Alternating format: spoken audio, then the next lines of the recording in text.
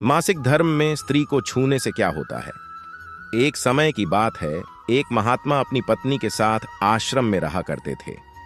तभी एक दिन महात्मा की पत्नी ने अपने पति से कहा, स्वामी, मेरे मन में 2 प्रश्न उठ रहे हैं, आपकी आज्ञा हो तो मैं आपसे पूछूं। महात्मा ने कहा, पूछो देवी, आपके मन में क्या प्रश्न उठ रहे हैं। तब उसकी पत्नी कहती है, स्वामी, किस श्राप के कारण स्त्रियों को मासिक धर्म की पीड़ा सहन करनी पड़ती है। और मेरा दूसरा प्रश्न है, मासिक धर्म में स्त्री को कौन से कार्य नहीं करने चाहिए जिससे उन्हें पाप लगता है। महात्मा कहते हैं, हे देवी, आज आपने मानव जाति के कल्याण के लिए बहुत ही महत्वपूर्ण प्रश्न किए हैं। तुम्हारे इन दोनों प्रश्नों के उत्तर एक पंडित की इस प्राचीन कथा से प्राप्त हो जाएंगे। इस महान कथा को सुनने मात्र से ही समस्त पापों का नाश होता है। जो भी पति पत्नी इस कथा को ध्यानपूर्वक सुनते हैं, उनके घर के सारे क्लेश और विघ्न मिट जाते हैं और उन्हें सौभाग्य की प्राप्ति होती है। इसलिए हे देवी, आप भी इस कथा को ध्यानपूर्वक सुनना। महात्मा की पत्नी कहती है, हे स्वामी, यह पंडित कौन थे और उनके आचार विचार कैसे थे। मैं इस कथा को अवश्य सुनना चाहती हूँ।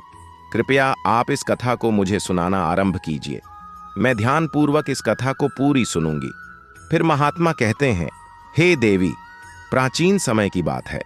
मल्हार देश में एक बहुत ही सुंदर और रमणीय नगरी थी। उस नगरी में कृष्ण नाम का एक पंडित रहता था। उसको समस्त शास्त्रों और वेदों का ज्ञान था। वह परम बुद्धिमान, गुणवान तथा धर्म कार्य में हमेशा तत्पर रहता था। सभी जाति के लोग उसका सम्मान करते थे। वह रोजाना दान धर्म तथा संध्या उपासना किया करता था। वह पंडित पशुपुत्र, बंधु बांधव और धन संपत्ति से संपन्न था। उसकी पत्नी का नाम रुक्मणी था। वह भी अत्यंत रूपवान, चरित्रवान, गुणवान तथा पतिव्रता स्त्री थी। फिर एक दिन उस पंडित ने अपने घर बहुत बड़े यज्ञ का अनुष्ठान करवाया और अनेक ऋषि मुनियों को स्वयं जाकर निमंत्रण दिया और उस नगरी में निवास करने वाले समस्त मनुष्यों और ब्राह्मणों को उसने यज्ञ तथा भोजन के लिए बुलाया। फिर उस दिन अनेक ऋषि मुनि और उस नगरी के समस्त ब्राह्मण उसके घर पर आए। उस पंडित ने उन सभी का आदर सत्कार किया। फिर उसने सभी को घर के अंदर बुलाया और आसन पर बिठाकर भोजन कराया। ऋषि मुनियों और ब्राह्मणों को भोजन कराने के बाद उसने भगवान शिव का स्मरण करते हुए सभी को कपड़ों आदि का दान करके विदा किया। वे सभी उस पंडित को आशीर्वाद देकर वहां से चले गए। उसके बाद उसने अपने परिवार के बंधु बांधव तथा अनेक गरीब और भूखे लोगों को भोजन कराया। इस प्रकार से सभी को भोजन कराने के बाद और अनुष्ठान से निवृत्त होकर जब वह पंडित अपने घर के द्वार के सामने खड़ा था, तो उसने देखा कि उसके घर के सामने एक बकरी और सांड बातें कर रहे थे। उस पंडित ने उस बकरी और सांड की पूरी बात सुनी तो उसे बड़ा आश्चर्य हुआ। वह बकरी और सांड उसके माता पिता ही थे, जो पिछले जन्म के पाप के कारण इस जन्म में बकरी और सांड बन गए थे। तब वह पंडित मन ही मन सोचने लगा, ये दोनों तो साक्षात मेरे माता पिता ही हैं, जो मेरे घर पर पशु बनकर आए हैं। किस कारण से इन दोनों को पशुओं का शरीर प्राप्त हुआ है? अब इनके उद्धार के लिए मैं क्या करूं? इस प्रकार मन में विचार करते हुए उस पंडित को रात भर नींद नहीं आई और वह रात भर भगवान शिव का स्मरण करते हुए सोच विचार करने लगा। उसने सोचा, मेरे माता पिता की मुक्ति का उपाय केवल ऋषि सारंग ही बता सकते हैं। फिर सुबह होते ही पंडित स्नान आदि कार्य से निवृत्त होकर ऋषि सारंग के आश्रम पर पहुंच गया। आश्रम पर पहुंचते ही ऋषि सारंग ने माधव पंडित का स्वागत किया और कहने लगे, हे पंडित जी, आज किस कारण से आपका हमारे आश्रम में आगमन हुआ है? आपके मुखमंडल पर यह कैसी उदासी छाई हुई है? बताओ, आपके दुख का क्या कारण है? फिर माधव पंडित कहता है, हे गुरुदेव, आपके श्री चरणों में सादर प्रणाम। आपके दर्शन से आज मेरा जन्म सफल हो गया है। हे गुरुदेव, आज मैं आपके पास एक जटिल प्रश्न लेकर आया हूं। कृपया आप ही मुझे इस कष्ट से बाहर निकाल सकते हैं। मैं अत्यंत दुखी और दुर्बल हो गया हूं। ऋषि सारंग कहते हैं, हे पंडित जी, चिंता न करो, तुम्हारा जो भी प्रश्न है निसंकोच होकर पूछो, मैं अवश्य तुम्हारी समस्या का समाधान करूंगा। फिर पंडित कहता है, हे गुरुदेव, कल मैंने अपने घर पर शिव चर्चा रखी तथा अनेक ब्राह्मणों को और भूखे लोगों को भोजन कराया। विधिपूर्वक भगवान शिव का पूजन किया। फिर मेरे द्वार के ठीक सामने एक बकरी और सांड आया। फिर दोनों मेरे घर के सामने खड़े होकर बातें कर रहे थे। सबसे पहले बकरी उस सांड से इस प्रकार से कहने लगी, हे स्वामी, आज जो घटना घटी उसे ध्यान से सुनिए। हमारे पुत्र के घर में ब्राह्मणों के भोजन के लिए जो दूध रखा हुआ था, उस दूध में एक सांप ने अपना जहर उगल दिया था, जिसे देखकर मुझे बड़ा ही चिंता होने लगी। उसी दूध से भोजन बनने वाला था। अगर सभी लोग उस दूध को खा लेते तो उनकी मृत्यु हो जाती। इसीलिए मैंने उस बर्तन से सारा दूध पी लिया, और जब बहू की दृष्टि मुझ पर पड़ी तो उसने मुझे खूब पीटा, जिससे मेरा अंग भंग हो गया। मुझे बहुत पीड़ा हो रही है। इसी कारण से मैं लड़खड़ाते हुए चल रही हूं और मुझे यह पीड़ा सहन नहीं हो रही है। बकरी की बात सुनकर वह सांड बहुत दुखी हुआ और वह खुद का वृतांत सुनाने लगा। हे प्रिय, अब मैं तुम्हें अपने दुख का कारण सुनाता हूं। मैं पूर्व जन्म में इस पंडित का पिता था। आज इसने सभी ऋषि मुनियों और ब्राह्मणों को भोजन कराया, किंतु इसने मेरे सामने थोड़ी सी भी घास नहीं डाली और न मुझे जल पिलाया। इसी कारण से मैं बहुत दुखी हो गया हूं। फिर पंडित कहता है, इस प्रकार से अपने माता पिता को बकरी और सांड के रूप में ऐसी बातें करते हुए देखकर मुझे बड़ा दुख हुआ और मुझे रात भर नींद नहीं आई। हर क्षण मुझे चिंता सता रही है। मैंने कभी कोई पाप नहीं किया है। हमेशा ही मैंने धर्म के कार्य किए हैं, फिर भी मेरे माता पिता को ऐसे कष्ट झेलने पड़ रहे हैं। इसी कारण से आज मैं आपके पास आया हूं। कृपया आप अपनी योग्य शक्ति से पता करके मुझे बताइए, किस कारण से मेरे माता पिता की ऐसी दुर्दशा हुई है और उनकी मुक्ति के लिए मुझे कौन सा कर्म करना चाहिए। फिर ऋषि सारंग ध्यान लगाकर उस पंडित के माता पिता के पूर्व जन्म के कर्मों को देखते हैं और पंडित से कहने लगते हैं, हे पंडित, तुम्हारे माता पिता ने पिछले जन्म में घोर पाप किया है। इस पाप के कारण आज उनकी ऐसी दुर्दशा हुई है। फिर पंडित कहता है, हे गुरुदेव, किस पाप के कारण मेरे माता पिता की ऐसी दुर्दशा हुई है, कृपया विस्तार से बताइए, मैं जानना चाहता हूं। फिर ऋषि सारंग कहते हैं, हे पंडित, तुम ध्यान से सुनो। यह सांड जो तुम्हारे पिता हैं, यह पिछले जन्म में रामनगर के श्रेष्ठ पंडित रहे हैं। इन्होंने एक दिन पूर्णिमा का व्रत करके भोजन किया था। पूर्णिमा के व्रत के दिन इसने दान धर्म भी नहीं किया। इसने अपने द्वार पर आए हुए भूखों को कभी भोजन नहीं खिलाया। इसने अपने पितरों का श्राद्ध तर्पण भी विधिपूर्वक नहीं किया।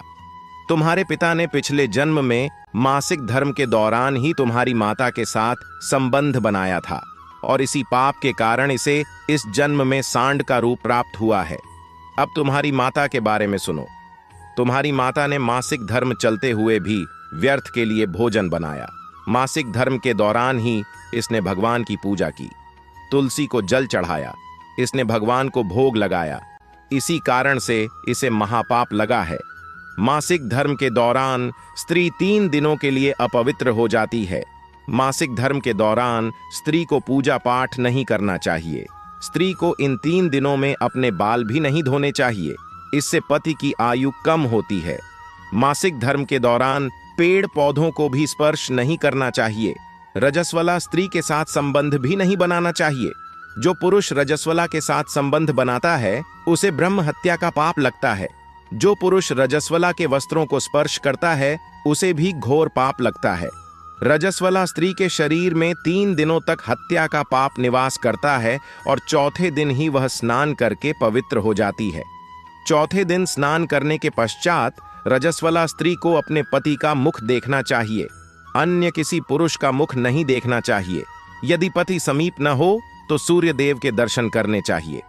ऋषि श्रृंग कहते हैं, हे पंडित, इसी पाप के कारण तुम्हारे पिता को सांड और तुम्हारी माता को बकरी का जन्म प्राप्त हुआ है। पंडित कहता है, हे गुरुदेव, अब आप मुझे अपने माता पिता की मुक्ति के लिए उपाय बताइए। ऋषि सारंग कहते हैं, हे पंडित, तुम किसी भी अमावस्या के दिन अपने माता पिता की मुक्ति के लिए श्राद्ध तर्पण करो और दान धर्म करो, गायों की सेवा करो और अपने माता पिता की मुक्ति के लिए भगवान से प्रार्थना करो। फिर वह पंडित वही करता है। फिर उसके माता पिता को समस्त पापों से मुक्ति मिलती है। फिर वह महात्मा अपनी पत्नी से कहता है, हे देवी, मैं तुम्हें रजस्वला स्त्री को कौन से कार्य नहीं करने चाहिए इस विषय में बता दिया। अब मैं तुम्हें बताता हूं किस कारण से स्त्री को मासिक धर्म से गुजरना पड़ता है। सतयुग में कालकूट नाम के प्रसिद्ध असुर हुआ करते थे। दानव होने के कारण उनका स्वभाव उग्र था और वे हमेशा ही युद्ध करने के लिए तत्पर रहते थे। फिर एक दिन सभी दानव कालकूट के साथ मिलकर स्वर्गलोक पर चढ़ाई करने लगे। उन असुरों के पास भयंकर शक्तिशाली अस्त्र शस्त्र थे जिनका देवता सामना न कर सके और भागकर ब्रह्मा जी के पास चले गए। फिर ब्रह्मा जी ने उन असुरों को परास्त करने का उपाय बताते हुए कहा, हे देवराज इंद्र, तुम इसी क्षण महर्षि दधीचि के पास जाओ। उनके शरीर की हड्डियों से तुम्हें अस्त्र शस्त्र प्रदान करेंगे। उन्हीं अस्त्र शस्त्रों का प्रयोग करके तुम उन असुरों का वध कर सकोगे। फिर सभी देवता महर्षि दधीचि के आश्रम पर जाते हैं और उनसे प्रार्थना करके अस्त्र शस्त्र प्रदान करने की विनती करने लगते हैं। फिर संसार के कल्याण के लिए महर्षि दधीचि अपने शरीर की हड्डियों से अस्त्र शस्त्रों का निर्माण करते हैं और उन्हीं अस्त्रों में से एक वज्र नाम का अस्त्र होता है जिन्हें देवराज इंद्र धारण कर लेते हैं। फिर सभी देवता उन असुरों से युद्ध करने के लिए निकल जाते हैं।